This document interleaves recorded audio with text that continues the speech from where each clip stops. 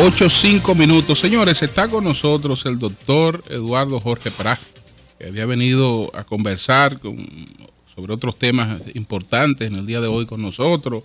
Eduardo Jorge Prat, que es en términos... Es abogado, es constitucionalista, es profesor universitario, catedrático, fue de los redactores de la nueva Constitución de la República y en términos políticos, un alto dirigente del Partido Revolucionario Dominicano, director del Departamento de Institucionalidad y Justicia del Partido Revolucionario Dominicano. Pero nos excusa, doctor, si empezamos tratándole un tema, este tema de lo que ocurrió en una audiencia. No le dan ambidestro, el batea de los dos lados. Que se supone que... el hombre de los medios. Que se supone que era secreta para las partes. Y resulta ser que todo el país se enteró de una vez. Se enteró de lo que ha ocurrido dentro. Se han violado normas procesales. En este caso, la magistrada Cristo fue recusada 2 veces. Y ella conoció ella misma de las recusaciones. Su alegato era de que ambas recusaciones acusaban inadmisibilidad por el hecho de que no fueron, de acuerdo con el artículo 81, sometidas con el tiempo de 3 días de antelación, etcétera. Entonces nos gustaría que usted nos diera una opinión sobre eso, doctor. Sí, bueno, ante todo agradecerle esta invitación y felicitarlos ahora por esta nueva, digamos, modalidad de transmitir este programa por televisión. Gracias. Lo cual obliga a que ustedes ya tengan que ponerse su traje y no venir en pantalones.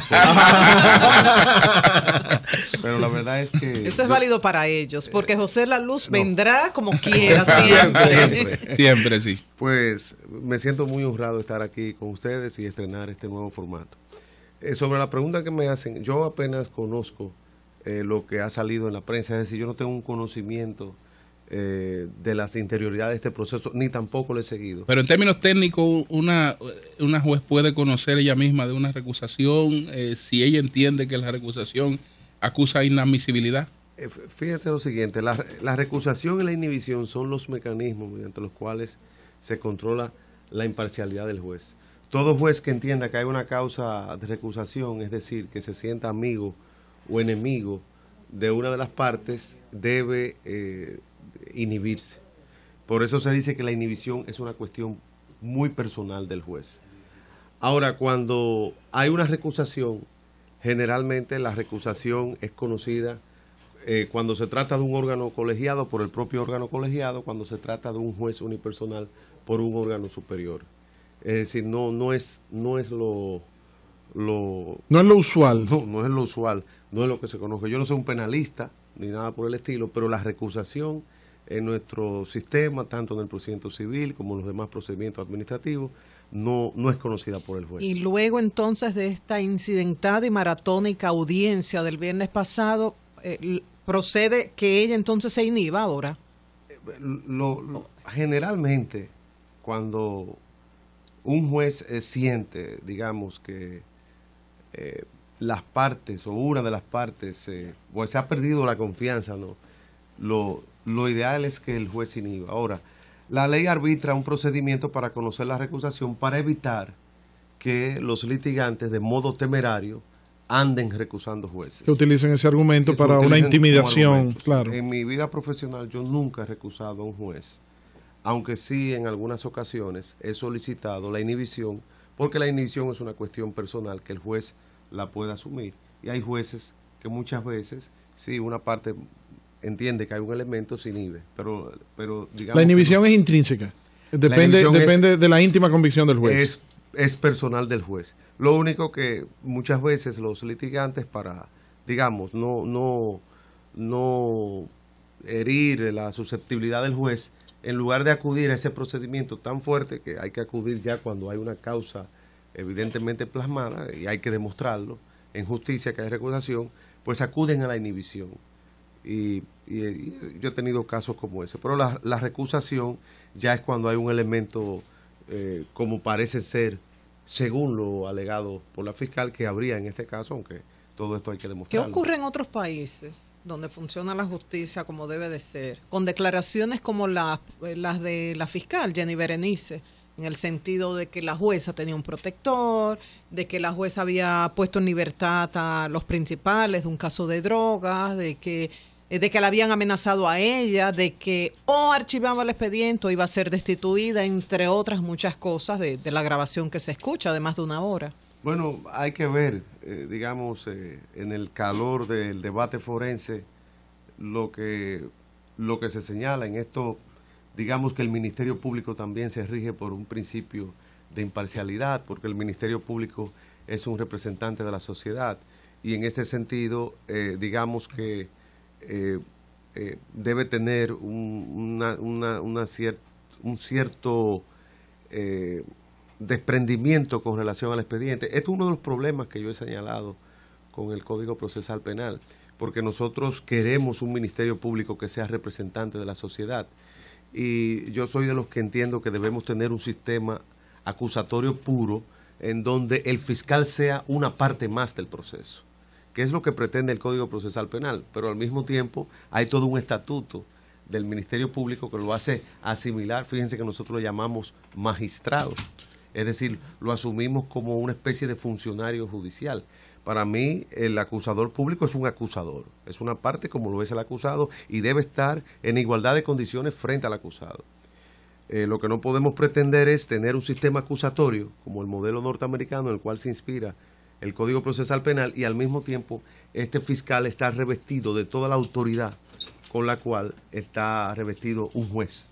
Y ese es, ¿no es una contradicción ahí que nuestro modelo de derecho canónico sea heredado de los códigos napoleónicos, de un modelo francés, y entonces el procesal de un modelo anglosajón? De hecho, el modelo dominicano, que era el modelo inquisitorial mixto, el modelo francés, el modelo napoleónico, era un modelo más acusatorio que el modelo español que prevalece en toda Centroamérica y Sudamérica. Por eso es que en Cuba, Puerto Rico y Santo Domingo, hasta cierto punto tenemos un sistema acusatorio. La gente se ríe cuando un tribunal es muy malo y dice, eso es una tremenda corte. Pero en realidad la tremenda corte es el buen modelo de tribunal, porque es un tribunal oral. Cuando nosotros oímos a Tres Patines, a Rudecindo, estamos oyendo la acusación, estamos oyendo la defensa y el juez oralmente que interviene. Entonces, eso es lo que significa es que desde principios del siglo XX... O sea que el modelo de la tremenda corte es el modelo correcto. El modelo oral, el modelo donde hay una inmediatividad de la prueba, era el modelo que prevalecía en el Caribe español, que era más avanzado que el modelo hispano, que era un modelo inquisitorio. De manera que cuando nosotros transitamos al Código Procesal Penal, en la transición es mucho más fácil que en Sudamérica, donde sí tienen un modelo secreto inquisitorial hispano que nunca nosotros tuvimos aquí. ¿Cuál es su posición con relación al artículo 85? Espérate, antes de pasar, yo quiero una pregunta, digamos, procesal general, no frente a este caso, sino para prever lo que podría pasar. Cuando hay una recusación de alguien contra un juez, y a ese mismo juez, ese juez dice, no, yo no acepto la recusación, ¿cuál es el procedimiento siguiente y quién toma la decisión final frente a un caso, no este, sino cualquier caso que sea una situación parecida? Generalmente un órgano superior. En el caso del Código Procesal Penal, yo no estoy familiarizado con el procedimiento de recusación, no te podría decir, okay. Pero por ejemplo, en el caso del contencioso administrativo, es el propio colegio. Es decir, no es el propio juez el que conoce la recusación. En el caso del tribunal creo que debe ir a la corte. Okay. En relación con el artículo 85 tan debatido en estos días, porque se entiende, algunos entienden que ha contribuido con la creación de todo este caos. Que todo tiene que ver con este caso, ¿eh? Exactamente. Tiene que ver con este caso. Usted es partidario, la observación presidencial, claro. ¿Usted es partidario de su derogación o que se mantenga? Fíjense, el artículo 85 plasma lo que es el sistema del acusador popular. Es lo que llaman la acción penal popular. De la manera que está configurado, legitima a cualquier ciudadano a interponer una acción penal en los casos en que estemos en presencia de delitos relacionados con la cosa pública o delitos medioambientales donde están en juego intereses colectivos y difusos. Y lo que se ha alegado es que ese artículo resulta inconstitucional a la luz de la Constitución que establece el derecho a la denuncia popular. En este sentido, nosotros entendemos que para considerar inconstitucional el artículo 85 no basta con decir que no está consagrada la acusación popular, porque muchas veces la Constitución se queda corta en la consagración de derechos y muchas veces el legislador llega un poco más lejos. Es decir, es muy posible que el constituyente plasmara la denuncia popular y que el legislador fuera más allá en el sentido de la acción penal popular, aunque siempre he señalado, y así lo escribí hace algunos días, algunas semanas, que Juan Manuel Pellerano Gómez siempre ha considerado que el artículo que establece la Constitución, que es la forma como históricamente se ha consagrado la participación ciudadana en los procedimientos penales, consagra una acusación penal popular. Es decir, que en principio no resultaría, no resultaría inconstitucional por contradecir la Constitución. Ahora bien, esto no significa que en la práctica la aplicación del artículo 85 no resulte irrazonable a la luz del artículo 74 de la Constitución, que establece el principio de razonabilidad, y del artículo 40.15, que señala que la ley tiene que ser justa y útil, porque puede ser que las acciones populares se estén prestando a acusaciones temerarias y que en la práctica devenga el estatuto del acusador popular, e incluso el Tribunal Constitucional podría modular la figura estableciendo una serie de requisitos, como existe, por ejemplo, en Alemania, como existe, por ejemplo, en España, como se han intentado en otras legislaciones. Es decir, una limitación, pero para ello habría que probar la irrazonabilidad del acusador popular. Eduardo, ¿qué determina que un fiscal, un magistrado procurador fiscal, suba a estrado a asumir personalmente el postulado de un caso? Eso depende de la íntima convicción del funcionario, y lo digo porque los abogados de Víctor Díaz Rúa señalan que una prueba o una evidencia del marcado interés que tiene la fiscal Jenny Berenice Reynoso en contra del ex secretario de Estado de Obras Públicas es el afán de que ella misma es que sube a estrado, ella misma postula, ella misma dirige la investigación y se le ve un interés personal en la persecución contra Víctor Díaz. Yo pienso que la participación personal del juez, del fiscal en un caso, viene dada por la importancia del caso. Yo pienso que mal haría la fiscal en un caso de esta trascendencia dejarlo esto en manos de un ayudante, porque no es un caso rutinario. Es un caso que, si esas acusaciones resultan verídicas, es un caso importantísimo, trascendental, por los montos envueltos, por las consecuencias que esto conlleva. Yo entiendo que su participación en esa lógica es una participación normal. Habría que ver si las circunstancias que rodean esto demuestran una cierta parcialización, involucramiento personal, pero su sola participación en estrado no es un indicador per se. El proyecto de naturalización está empantanado por una razón. Podemos decir que hay dos proyectos de naturalización y una coincidencia en un 80% en ambos proyectos. Ambos proyectos coinciden en que hay que buscarle una salida a esas personas que ya están registradas y que el Estado debe asumir el costo de su error, dándole la oportunidad de una salida. Ahora, la diferencia es en el tipo de salida. El proyecto probablemente que va a enviar el presidente, de acuerdo con las informaciones que se manejan, reconoce la nacionalidad de esas personas que están en el registro. El otro proyecto plantea que esa nacionalidad se reconozca mediante la naturalización, porque constitucionalmente solo la Constitución establece quién es o no dominicano, que una ley no puede declarar dominicano absolutamente a nadie. ¿Cuál es la posición de Eduardo Jorge Prat sobre este tema? Yo, desde la primera edición de mi Manual de Derecho Constitucional en marzo de 2003, he venido sosteniendo a lo largo de 4 ediciones en estos 11 años que la nacionalidad por el ius soli se adquiere con independencia del Estatuto Migratorio de los Padres, que fue precisamente el criterio sostenido por la Corte Internacional de Derechos Humanos en el caso Yanni Bosico, y que es precisamente el criterio que pasó por alto el Tribunal Constitucional.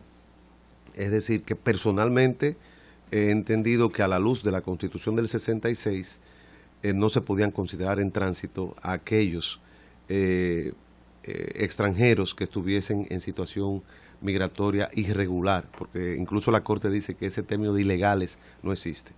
Entiendo, sin embargo, que a partir de las 10 de la mañana del 26 de enero de 2010, a la luz de la Constitución Dominicana, los nacidos de extranjeros en situación irregular no resultan ser dominicanos por el uso de ahí en adelante. De ahí en adelante. Es decir, creo que aquellas personas nacidas antes estaban cubiertas por una situación que era polémica en la propia doctrina, tan polémica era que hubo que transar esa discusión mediante una reforma constitucional.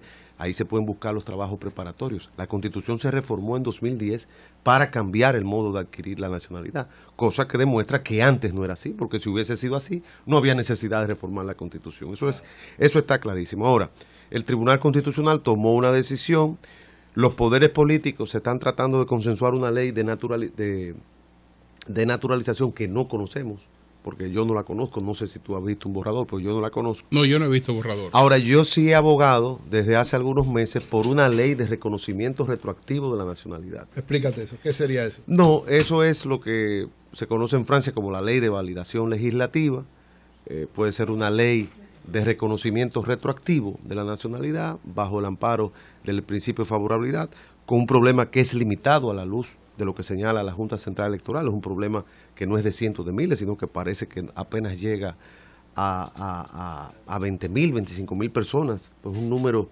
reducido en comparación con las cifras estratosféricas. Se habla de 22.000 directamente, más sus familiares, alrededor de 120, 125. Bueno, entonces se habla de esa primera... No, pero el proyecto de naturalización, ni el del gobierno, ni el del presidente, ni los otros proyectos se refieren a los que no están ahí. Es decir, el proyecto la polémica no está por eso, porque ni siquiera se está planteando nada sobre los que no están ahí. Los que no están ahí... 22.000 más sus familiares. No. Los que no están ahí van al plan de naturalización. Justamente el proyecto del presidente. ¿Los 22.000 nada más? Eso es solamente eso. Yo pensé que y los otros proyectos, no. Para todo lo demás sería plan nacional de naturalización, plan de regulación. Pero tiene que decirlo así mismo, tendría que establecerlo así mismo. Entonces, el proyecto. ¿cuál es el problema, porque si no, entonces... No, el problema está en una lectura. Básicamente, pues eso es lo que tiene trancado el juego. Lo que tiene trancado el juego es que hay dos proyectos. Entonces, este proyecto plantea el reconocimiento de la nacionalidad dominicana a esas personas. A los 22.000. A los que están ahí. Entonces, el otro proyecto plantea la naturalización. Entonces, el presidente, parte de la comunidad internacional, entiende que la naturalización sería desconocer que fueron dominicanos. Y tiene razón. Porque no ha hablado públicamente está buscando la vuelta. Pero que el proyecto más o menos tiene ese criterio. Te voy a decir lo que pasa. Sí. Es decir, no es lo mismo ser naturalizado que ser dominicano. Porque el naturalizado tiene unos derechos políticos limitados. Entonces, digamos... O sea, la naturalización en ese caso sería quitarle la nacionalidad. Exactamente, eso es lo que se alega. Entonces, yo creo que aquí no es un juego de palabras, ni es un juego semántico, hay algo de juego. Yo pienso que estas personas gozaron de una posesión de Estado, están cubiertos, si se quiere, bajo la confianza legítima en la documentación estatal. Es decir, hay muchas razones por las cuales, digamos, debería reconocerse esto, y esto hay que hacerlo al margen de cualquier situación, digamos, de postura intelectual, de postura jurídica que uno tenga. Okay. Aquí muchas veces nosotros decimos que la República Dominicana no puede vivir de espaldas al mundo, pero entonces no nos damos cuenta de lo que significa no vivir de espaldas al mundo. El Parlamento Europeo ahora acaba de señalar que aquí hay xenofobia, que aquí hay racismo. Es decir, las consecuencias internacionales yo no estoy diciendo que es verdad. Y en Estados Unidos que están deportando 2 millones. Porque, yo he sido un crítico de la política de deportación de Obama, yo he sido un crítico de Guantánamo. En Estados Unidos se violan mucho los derechos humanos. Si no envían un avión cada 15 días de deportación. Pero nosotros no somos Estados Unidos. Eso es lo que yo quiero decir. O sea, desde el punto de vista del realismo político. Y en esto yo pienso que el presidente Danilo Medina ha estado muy claro. ¿Y en qué se basa el Parlamento Europeo, Eduardo, para decir eso? Yo no estoy de acuerdo con el Parlamento Europeo. Yo estoy señalando que las decisiones que nosotros tomamos en el plano interno tienen consecuencias internacionales y nosotros no tenemos ni el peso político de Brasil, ni el peso político de Venezuela, ni el peso político de México para poder realmente contrarrestar las críticas internacionales que se han suscitado. Y yo le voy a decir lo siguiente. Esta decisión nos ha retrotraído a nosotros en términos internacionales al extremo de que lo que habíamos nosotros ganado en la gestión del presidente Leonel Fernández que logró transformar la percepción que se tenía en los foros internacionales de la República Dominicana, que culminó con esa ayuda solidaria inmediata que el pueblo dominicano, el gobierno dominicano dio a Haití, que hizo que la República Dominicana se viera en los foros internacionales como un aliado de la transformación y del desarrollo de Haití. Con esta decisión, eso se ha venido a echar al suelo. Y yo pienso que el presidente Danilo Medina... Pero eso se ha aclarado en algunos foros, por ejemplo, la participación del presidente Danilo Medina en la CELAC en Habana, ahí, la participación de algunos diplomáticos como Aníbal de Castro en Estados Unidos, igual. Pero todo eso ha sido a consecuencia de una decisión del Tribunal Constitucional. Es decir, el presidente de la República, que es el jefe de la política exterior. Bueno, yo no estoy ni atacando ni defendiendo la decisión del tribunal. Digo que esa decisión tuvo una consecuencia en el plano de las relaciones internacionales que el presidente, como jefe de Estado, como jefe de la política exterior, ha tenido que asumir. ¿Y reconoces otra consecuencia como la parte positiva de que por primera vez se decide organizar el caos que todos habíamos permitido durante décadas? Yo no conozco un solo militar de la Fuerza Armada que haya sido encarcelado por tráfico ilícito de personas. Yo no conozco una sola empresa dominicana que haya sido sancionada por contratación de mano de obra ilegal. Ahora mismo, cuando tú y yo estamos hablando, están entrando decenas, cientos de haitianos por nuestra frontera de modo indiscriminado. Y esto no sería el primer paso, Eduardo, para yo eso. No creo que el problema migratorio se resuelve a través del cambio del Estatuto de la Nacionalidad. Yo pienso los derechos en primera persona. Yo soy descendiente de inmigrantes dominicanos que en los 40 y los 50 fueron a Estados Unidos. Yo tengo personas que incluso podrían ser afectadas por la revisión del registro civil hasta el año 1929. Yo no me siento en condiciones para apoyar esa sentencia, desde el punto de vista personal, de lo que es mi familia materna, de lo que es mi familia paterna. Tampoco yo me siento en calidad como dominicano de ponerle condiciones a los haitianos que yo no me atrevo a ponérselas a mis primos y a mis amigos dominicanos que están en los Estados Unidos. Ahora bien, no, pero te digo, no, escúchame, Eduardo, escúchame, como digo una cosa, digo la otra. Que te interrumpa en ese punto. No, pero en ese punto, tú mismo dijiste ahorita que nosotros no somos Estados Unidos. Claro.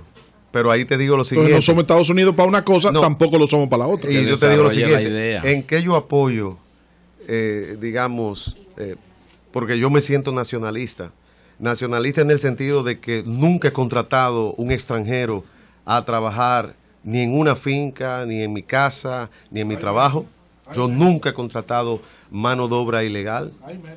En segundo lugar, yo creo que hay que aplicar de modo estricto las leyes migratorias. Creo que hay que repatriar a los extranjeros que están indocumentados aquí. A todos. A los extranjeros que están indocumentados aquí, caso por caso y de modo contradictorio como se realiza en un país civilizado. Y estoy de acuerdo que hay que efectivamente sancionar a las empresas que contraten mano de obra ilegal. Ahora, eso es lo migratorio. Exacto. Y eso depende del Estado dominicano, eso no depende de nadie. Y de sentencia. Ahora, Julio. Lo otro es una situación que por un lado, como el presidente Medina, yo creo que ha expresado lo que el país siente cuando dice, tiene que ser una solución humana.